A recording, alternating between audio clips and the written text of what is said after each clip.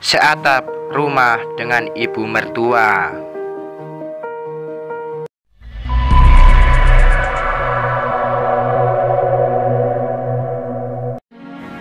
Ibu Hana, ini kwitansi pembayaran DP rumahnya ya, kata makelar KPR rumah itu.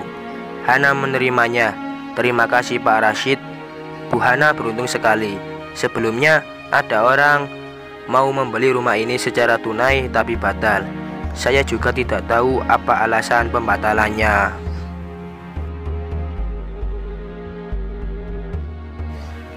Hana tersenyum kemudian berpamitan. Dia pulang ke rumah kontrakan naik becak berdua bersama anaknya. Sambil menepuk-nepuk anaknya yang tertidur pulas, Hana memandang lembar kwitansi di tangannya dengan penuh rasa syukur. Tahun depan Bobby sudah masuk SD. Memiliki rumah sendiri adalah sebuah langkah besar dalam kehidupannya. Bahkan bisa dibilang yang terbesar.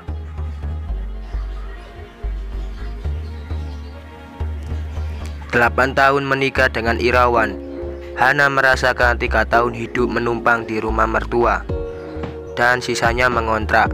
Bayang-bayang kehidupan bersama ibu Irawan melintas kembali di dalam kepalanya. Berganti-ganti adegan seperti sebuah pemutaran film yang rusak. Semenjak sebelum menikah, Bu Cokro sudah menunjukkan ketidaksetujuannya atas pernikahan Hana dan Irawan. Alasan sepele walau tak pernah diutarakan. Hana bukan anak orang berada, sedangkan Irawan adalah anak seorang petinggi negara. Namun apa daya, Bu Cokro, jika Irawan sudah berkata, "Aku tidak akan menikah seumur hidup kecuali dengan Hana."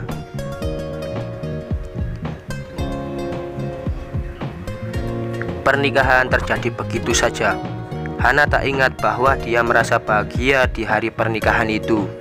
Yang dia rekam dalam pikiran hanyalah sisa-sisa rasa capek, lelah, letih luar biasa.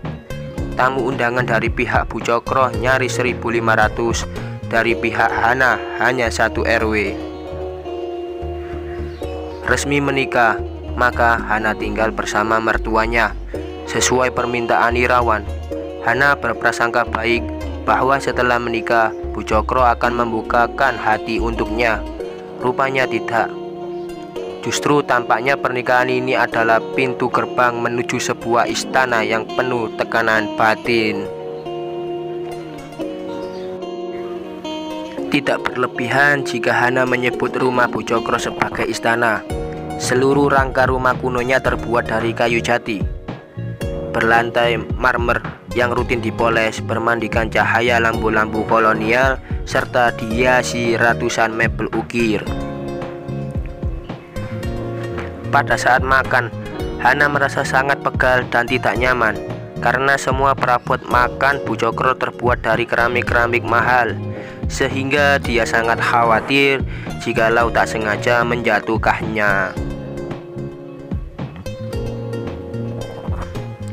Hana menyimpan beberapa piring hadiah deterjen di dalam kamarnya. Tak dia keluarkan karena merasa sungkan dengan Bu Cokro. Walau kadang di dalam kamar, dia dan Irawan menggunakan piring-piring itu untuk sekedar menaruh roti. Walau dibesarkan di gendongan ibunya, selera makan Irawan rupanya tidak membutuhkan bahan makanan yang mahal. Irawan suka menyantap sayur asam, kere besek, ikan asin dalam bungkus bambu, dan sambal. Semasa pacaran, Hana sudah sering membuatkan makanan-makanan tersebut untuknya. Maka, seminggu setelah hari pernikahan, Hana pun diminta Irawan memasaknya kembali, sekedar mengenang masa pacaran.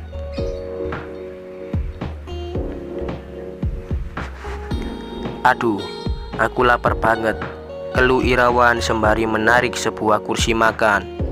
Dia baru saja mandi sepulang dari bekerja. Handuk basah masih terkalung di lehernya. "Mana makanan pesananku?" tanya Irawan kepada istrinya. "Sebentar ya mas, aku ambilkan." Tadi aku simpan di lemari dapur, jawab Hana. Hana mengambil handuk basah di leher suaminya, kemudian membentangkannya lebar-lebar di jemuran. Dia berjalan menuju dapur dan mencari hasil masakannya. Namun tak ditemukannya apa yang dia cari-cari. Di lemari dapur tak ada, di dekat kompor pun tak ada. "Ini tadi ibu masak banyak, ayo dimakan." Suara Bu Cokro sampai ke telinga Hana. Hana kembali ke ruang makan dan melihat di meja sudah tersaji banyak makanan. Ada gulai kambing, sate, buntel kambing, bakwan goreng, acar, kerupuk, dan beberapa potong kue. Bahkan ada es cendol. Entah dari mana mertuanya mendapatkan itu semua. Barangkali pesan ke catering. "Loh Bu, tadi aku sudah pesan ke Hana supaya masak sayur asam," kata Irawan sambil menggigit sepotong bakwan. "Nanti banyak makanan terbuang dong Bu." "Tidak apa-apa Mas, makan saja masakan ibu. Lagi pula masakanku digondol kucing," kata Hana. "Kucing? Kok bisa?" "Lah sambalnya mana?" "Masa kucing makan sambal?" kata Irawan sambil tertawa sendiri.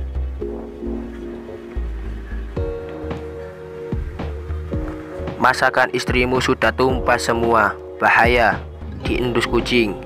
Bisa kena toksoplasma nanti. Sampai capek ibu ngepel tumpahannya tadi," tugas Bu Cokro sambil melambaikan tangannya ke udara.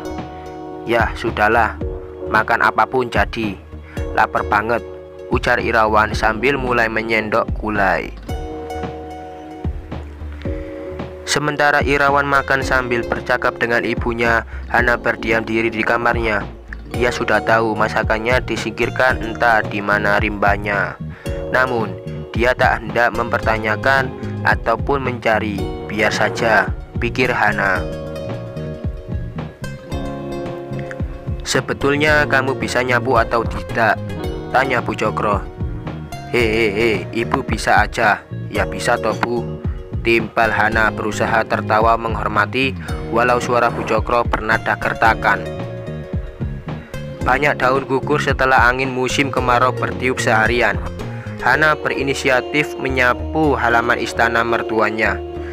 Rumah seluas ini tanpa satupun asisten rasanya akan sangat capek. Baru saja 1 menit menyapu, mertuanya datang. "Jangan diarahkan ke situ, nanti malah tambah kotor," teriak Bu Cokro merebut sapu dari tangan Hana. Kemudian wanita tua itu menyapu sendiri. "Biar saya saja Bu," Hana menawarkan bantuan. Memangnya kamu bisa menyapu?" "Loh, mbok ngilo, kamu itu merawat dirimu saja tidak bisa. Wong wadon kok ngelomprot," celah Bu Cokro. "Aku ini berkali-kali melahirkan, tapi badanku tetap singset dan kulitku tetap bersih. Sebagai wanita, kamu memang tidak prigel." Masih belum puas dia mengatai Hana. Dengan hati teriris, Hana memilih masuk kamar dan duduk menunggu Irawan pulang. Tak bisa dipungkirinya bahwa dia kurang mengurus badan akhir-akhir ini. Itu karena dia sedang hamil. Produk-produk kecantikan dan perawatan tubuh sebisa mungkin dia hindari karena takut berdampak negatif kepada janin. Walau tertulis aman untuk ibu hamil, pada kemasannya Hana tetap merasa kurang sreg. Sehari-hari perawatannya sebatas mandi, menyikat gigi, keramas, dan mencuci muka tanpa sabun. Dia juga sudah berhenti berolahraga karena mengkhawatirkan bayinya. Tubuh yang dulu menarik kini bergelambir lemak di mana-mana. Irawan malah melarangnya diet. "Jangan diet, kasihan kalau bayi kita kurang asupan nutrisi." Masih banyak lagi bentuk-bentuk ketidaksukaan mertua kepadanya. Selain tak bisa memasak dan bersih-bersih, Hana pun masih harus menghadapi pandangan sinis dari tetangga. Entah dari mana asal muasalnya, di lingkungan tersebut beredar isu bahwa Irawan mau menikahinya karena Hana memasang susuk.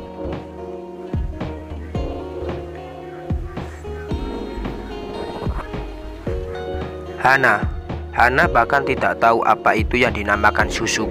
Suaminya adalah teman sekolahnya sendiri, sehingga wajar kalau kasih sayang ini sudah bertuna sejak mereka remaja. Namun apa daya, pepatah mengatakan, sepanjang-panjangnya jalan, masih lebih panjang tenggorokan. Sepanjang-panjangnya jalan, masih lebih jauh penyebaran berita melalui mulut dan tenggorokan manusia. Bu Cokrokah yang memfitnahnya? Tidak tahu. Hana akhirnya melahirkan Bobby. Wajah Bobby sangat mirip dengan wajahnya. Hal ini pun dengan tangkas dijadikan bahan olok-olok oleh Bu Cokro.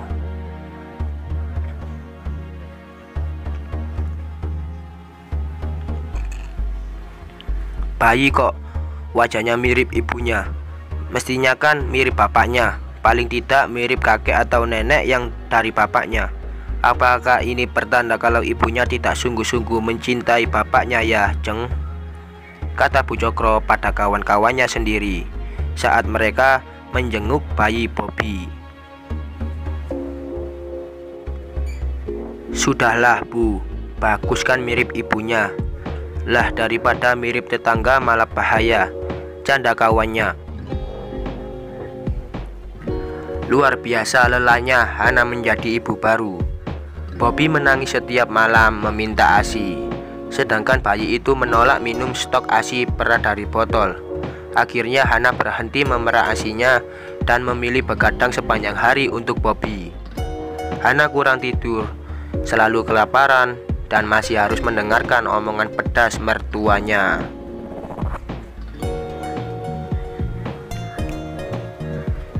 Irawan berangkat bekerja pukul 6.30. Baru tiba di rumah menjelang maghrib. Irawan memang menawarkan pada Hana untuk menggunakan jasa baby sister, tetapi Hana menolak. Bobby hanya menjadi bayi satu kali saja. Hana tak ingin kehilangan waktu-waktu mendampingi Bobby bertumbuh kembang. Kantung di bawah matanya semakin menebal dan menghitam. Karena masih menyusui, Hana masih berhenti menggunakan produk kecantikannya. Segala macam daun diakunya habis demi memenuhi kebutuhan Bobby yang selalu merasa lapar.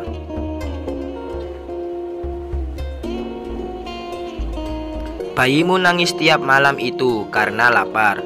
Beli pisang, suapi, teriak Bu Cokro dengan resah di tengah malam. Terganggu tidurnya karena Bobby menangis. Bobby masih 3 bulan Bu, belum saatnya makan selain ASI, kata Hana sambil menyusui bayinya. Zaman aku dulu, bayi lahir itu diberi ulekan nasi dan kuah sayur. Nyatanya kami sehat-sehat saja. Jangan sok modern, sok pintar. Tidak Bu, bahaya menyuapi bayi makanan padat sebelum waktunya. Hana bersikukuh. Dihapusi dokter wae kok manut, sinis kata mertuanya. Hana menyingkir ke teras belakang demi menghindari debat kusir. Selama 1 jam disusuinya Bobby sampai bayi itu pulas terlelap ditemani suara jangkrik.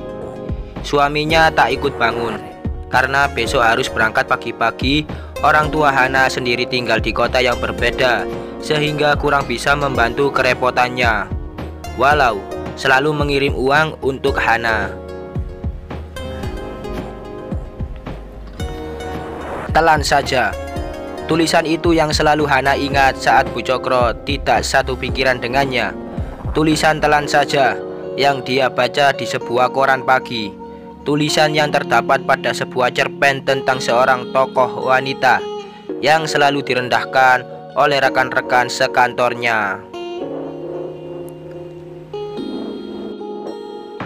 Semua omongan hanya ditelan, tanpa melawan balik, tanpa membalas berkata-kata. si wanita terpaksa bertahan di kantor itu karena membutuhkan gaji untuk menyekolahkan anaknya. Hana memang tidak betah hidup seatap sedapur bersama mertua. Namun Irawan tidak mau pindah. Pernah suatu hari Hana mengusulkan supaya mereka kos. Irawan menjawab, "Ibu sudah sepuh, kakakku tinggal di luar pulau.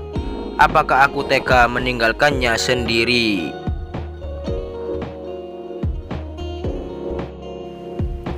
"Mas Irawan, apakah tega melihatku hidup di sini tidak betah?" kejar Hana. "Bagaimana kalau ibuku tiba-tiba jatuh sendirian?" "Tak ada yang menolong," kata Irawan. "Bagaimana aku bisa menggulawentah anakku dengan baik jika aku stres? Bagaimana kalau aku jadi ikut melampiaskan stres pada anakku?"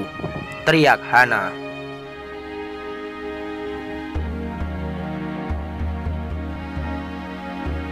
"Hana, ibuku dan kamu itu sama-sama mencintai aku. Daripada selalu mengingat perilaku buruk ibuku, ingatlah bahwa kalian berdua memiliki visi misi yang sama, yaitu mencintai aku." "Visi misi yang sama?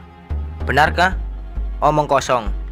Bisakah visi misi tersebut dicapai oleh dua orang yang dimana salah satu pihak selalu menyakiti pihak lainnya? Bisakah dua ekor semut memindahkan remahan besar roti ke sarangnya, sedangkan satu semut melukai semut lainnya? Akhirnya remahan tersebut hanya diam di tempat karena satu semut tak sekuat mengangkatnya, bukan?"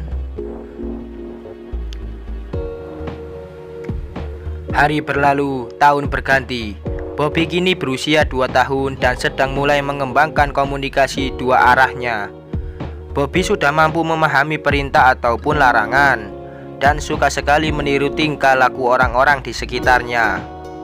Pada titik inilah, akhirnya Hana membuat sebuah keputusan yang besar. Suatu sore, "Siapa yang berani memindahkan bangku resban ini?" teriak Bu Cokro. "Saya, Bu. Saya pakai menjemur kasur dan bantal. Mumpung tidak mendung," kata Hana. "Resbannya itu mau aku pakai duduk, kok dipindahkan?" gerutu Bu Cokro sambil mengambil kembali bangkunya.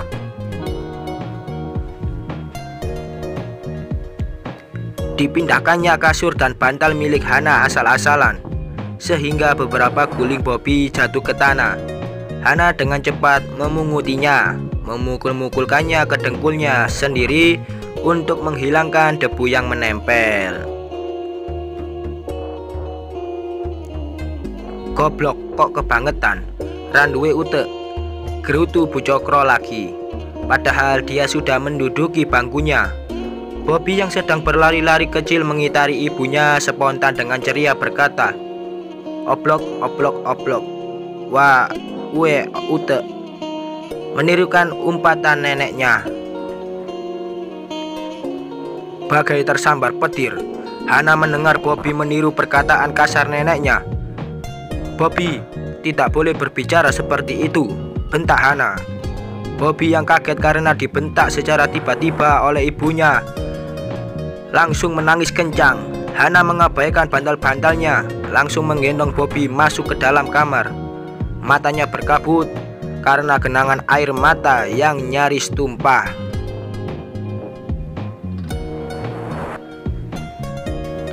Tangisan Bobby berhenti karena asyik menonton ibunya memasukkan barang-barang mereka ke dalam koper. Hana mengemas pakaian, peralatan MCK, mainan Bobby, buku, dan seluruh barang kepunyaannya. Inilah puncak toleransinya. Inilah batas kesabarannya. Satu hari lagi di sini, maka semua yang selama ini dia telan akan menjadi muntahan. Hana memakaikan jaket dan kupluk kepala Bobby, kemudian membantu balitanya memakai sepatu. Setelah semua selesai, diraihnya handphone dan menelpon untuk pesan taksi. Tak sampai 5 menit, taksinya tiba. Sopir membantu Hana memasukkan koper besarnya ke dalam bagasi. Hana dan Bobby masuk ke dalam mobil tanpa berpamitan kepada Bu Cokro. Biar saja, pikir Hana. Pak, tolong carikan saya dan anak saya tempat kos. Terserah yang seperti apa, sepengetahuan Bapak, kata Hana ketika Pak sopir bertanya kemana tujuannya. Sopir yang melihat Hana dalam kondisi pikiran, kaos, dan rambut awut-awutan langsung mengiyakan.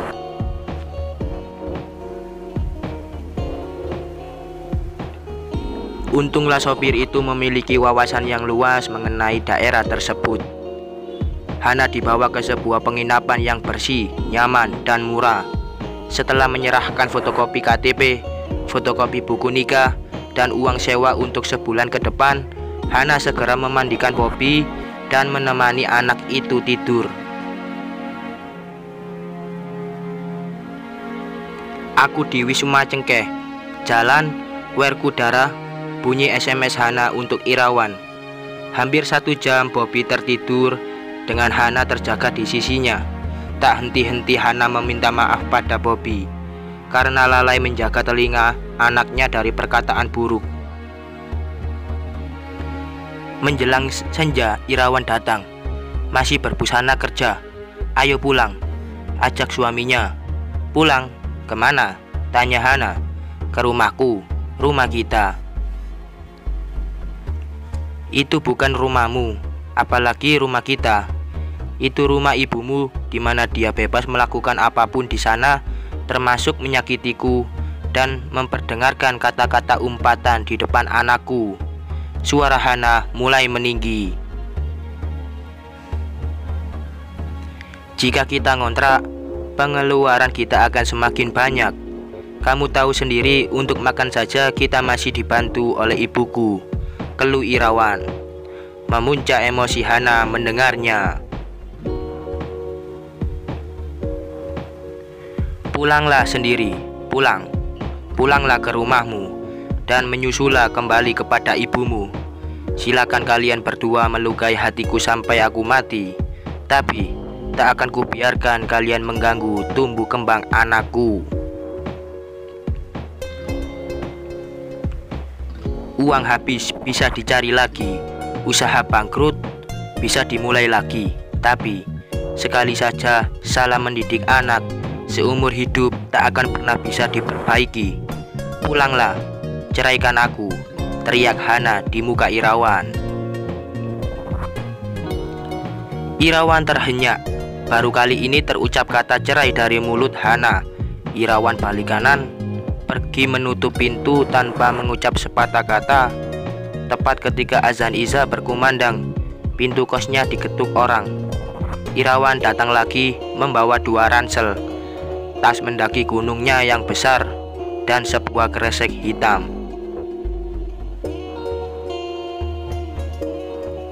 Ini baju-bajuku dan semua perlengkapanku, kata Irawan sambil meletakkan ranselnya di lantai. Hana mengambil kresek hitamnya, ternyata isinya nasi, lauk pauk, minuman botolan, susu UHT, dan beberapa cemilan untuk Bobby. Kita kos di sini sambil mencari pandangan membeli rumah sendiri, ucap Irawan.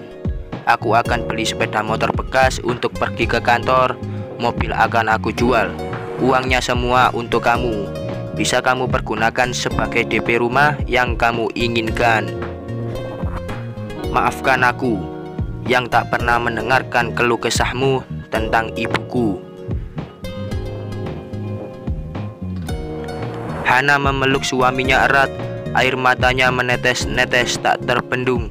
Di kamar kos inilah pertama kalinya sejak menikah dia merasakan apa yang dinamakan rumah. Rumahnya bukanlah bangunan tembok tinggi berhiaskan perabot-perabotan antik. Bukan pula sebuah istana yang dipenuhi polesan marmer. Rumahnya adalah sebuah tempat dan waktu di mana dia bisa merawat anak dan suaminya dengan baik sesuai keinginannya.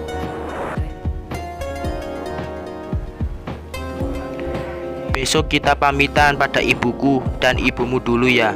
Kita harus bilang ke orang tua kalau sekarang kita ngontrak di sini? Nanti kita cari suster untuk menemani ibuku, kata Irawan. Hana mengangguk. Bu, cucu, kata Bobby yang terbangun karena mendengar suara ayahnya. Bobby memegang kotak susunya. Bobby melihat sekeliling kamar barunya. Mungkin dia merasa bingung karena rumahnya berbeda, tetapi tak bertanya apapun. Sini, biar ibu yang buka. Hana menuang susu ke dalam 2 gelas. 1 gelas kecil untuk Bobby, 1 gelas besar untuk Irawan. Hari-hari selanjutnya sudah menunggu untuk diisi dengan aktivitas-aktivitas yang produktif. Tamat.